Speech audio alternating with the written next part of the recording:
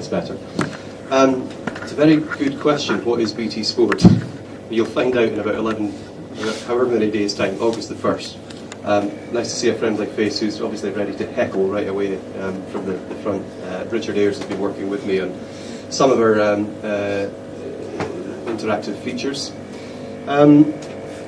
It's a really exciting time for us, and I'm not going to bullshit in any way at all. There are a great deal of unknowns in front of us.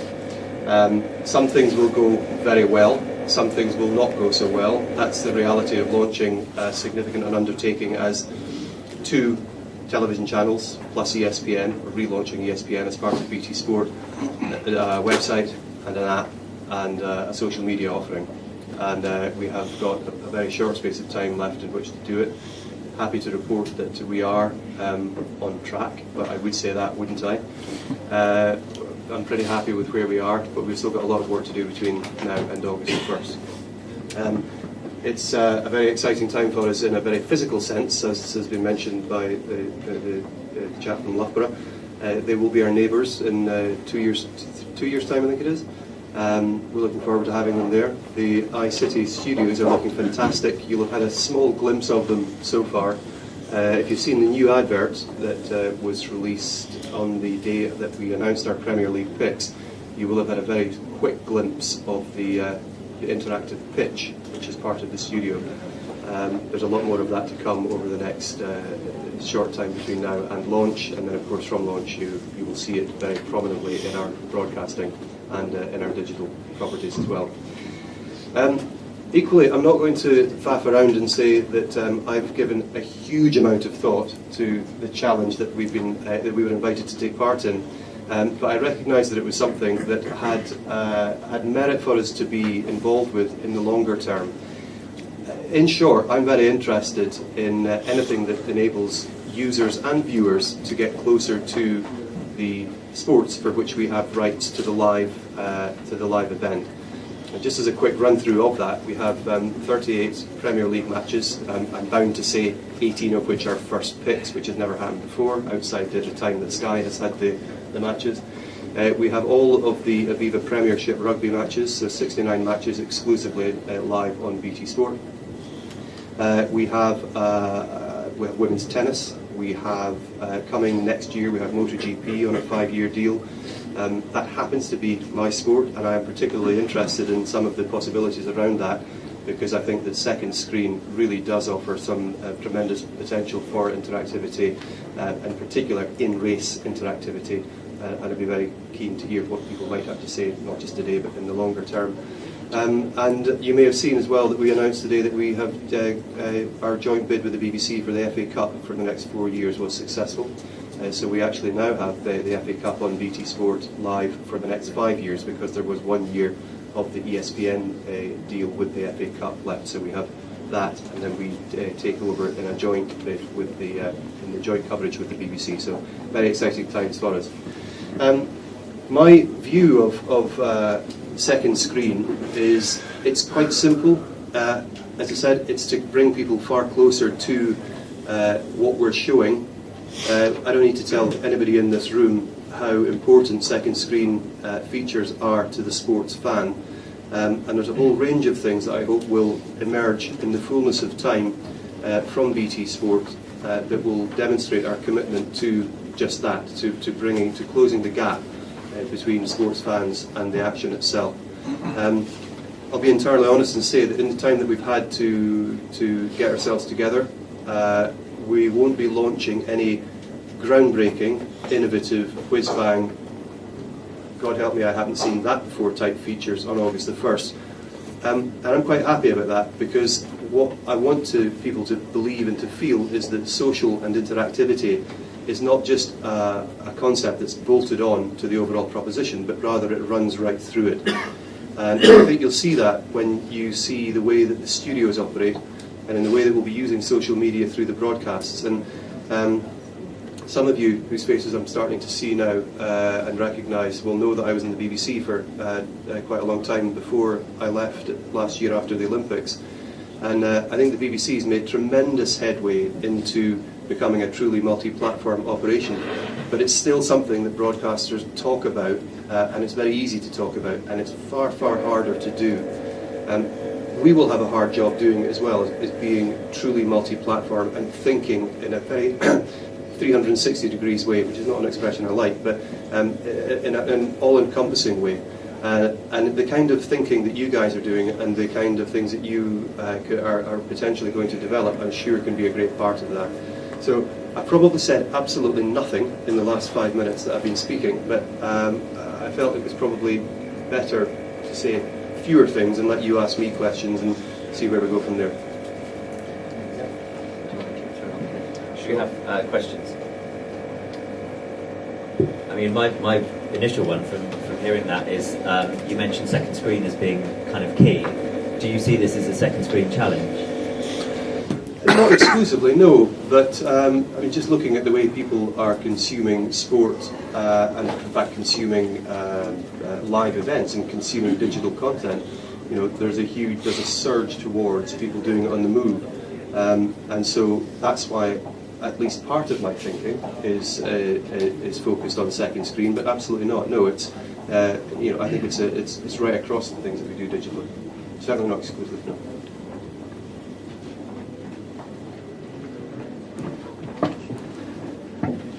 Hi Mark. Obviously the rhythm of a sport is very important in terms of determining the second screen activity. Would a successful proposal capture the rhythms of a wide variety of sports? Obviously MotoGP is very different from football. Or do you want to think about something that's specific for a specific sport that BT have got coming up? The bulk of what, if you were to look at percentages, you would obviously see that football takes the largest share of our live sports. So, I mean, I didn't even mention European football in that. So, you know, we've got Premier League, we've got the football festival that is the conference, which we announced this week. Not even a ripple of a laugh there. You're obviously all conference fans and take it very seriously. We've got French League One, we've got Bundesliga, which we think is probably outside the Premier League is one of the jewels in the crown, because it's great football there. We've got Italian Serie A, Brazilian Campeonato, and we've got MLS. And of course, forgot the king of the pile, Scottish Premier League, or whatever it's called today. It could be something different tomorrow.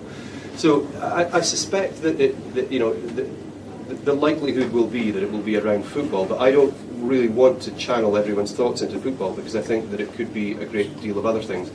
One of the things that I am quite conscious of is the fact that on rugby, I think we've got a lot of possibilities, in particular around things like the ref cam, which we will be using extensively in the broadcast output. One of the ideas that I like, and I'm not going to claim that this is my idea, lest the person who actually brought it to me is actually sitting in the audience here, but I do like the idea of giving the fan, the user, the viewer, the ability to react instantly to an incident that occurs during the play. So allowing somebody to take their own view on whether or not it's a yellow card or a red card. You've got a very, very tight window in which you can do that, and I'm interested in exploring how you can get quick reactions from people before the referee himself or the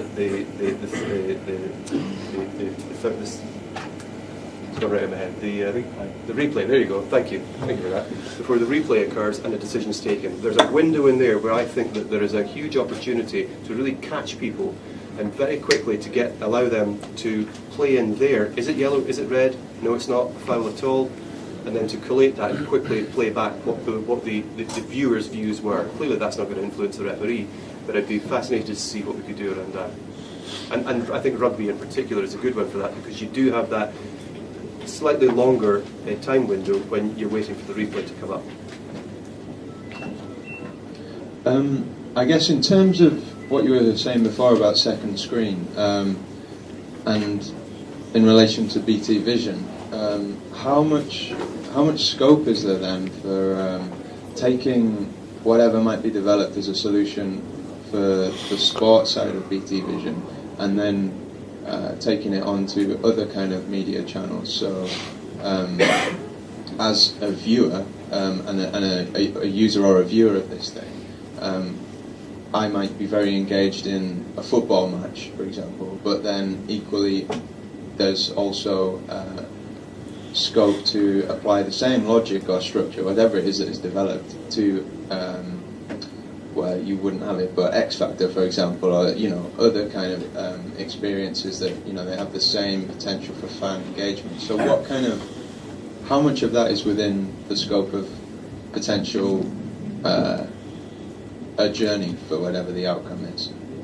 Oh, well, I'll be entirely honest with you. I'm here and involved in this on behalf of and representing BT Sport, so it would not be right of me to say that anything that came out of this would play into other parts of BT. But I think it stands to reason that if we got something that was attractive and could be modified and worked for other parts of BT, then I'm confident that other parts of the organisation would look at it. It would just make sense to try to adapt things. That's what's happened for years in the BBC. Everything that we did for the Olympics, in particular the 24 live, the 24 live streams that we did for the Olympics, the intention was always to make that reusable across other parts of what we were doing, in particular multi-platform events, as in multi-stage events like Glastonbury, Tea in the Park, World Cup, or rather multi-venue events is what I meant. So, I would see no reason why BT shouldn't look at things on that basis. I just wanted to add from the TSB perspective, and IC Tomorrow, because that plays well with us, that adheres to the kind of principle that we want here anyway. So anything that has the potential to be more wide, it should have the potential to be more widely applicable, whether it's with BT Vision or whether it's with another broadcaster or whoever. So that's always going to be a good thing. Do you have some visibility on what's available in terms of data about broadcast live events? Like the example you gave, the timing inside of this thing. Is it going to be made available? Can we assume that? Well, any discussions that we have and any view that we took on something that we might want to focus on and go forward with would have to take into account access to that. So these are conversations that we would have with people that we were interested in talking to further. Stick my neck on the block a little bit, and you'll understand that that's exactly what I'm doing in the absence of having had these conversations. We are obviously in contractual agreements with everyone from whom we have got those rights. We'd have to discuss with them what access third parties would get to that for development purposes. But all of that would come out in the discussions that we would have with IC Tomorrow and other people. We have a contract with Opta. Most of you will know who Opta are. We're working with them. We will not be using all of their data that we actually have as part of that agreement from day one. And I think that's where I would like to focus some of my thinking as well, is looking at that data and trying to understand better what we could do with it, the potential that it gives us. And this is an area that Richard and I have talked about quite extensively, as to where can we develop the data that is already available to us, and to do things that we're either not doing from launch, or to develop things that we are doing from launch into different areas and make them more attractive. So I guess that it comes down to, I wouldn't see that as being a problem, but it's something that we'd have to obviously just square off with everybody who has an interest in that. Hi, just a question around commercialisation. So, are you looking for this to make money as well? Because bringing the fan closer to the sport and making people more engaged with the content is great in augmenting that experience and giving more value that they're already paying as a subscription to BT. But are you also looking for commercial opportunities for add-ons that people will pay for, or competitions, etc.? So, is that of particular interest, or should that be put aside? Put aside.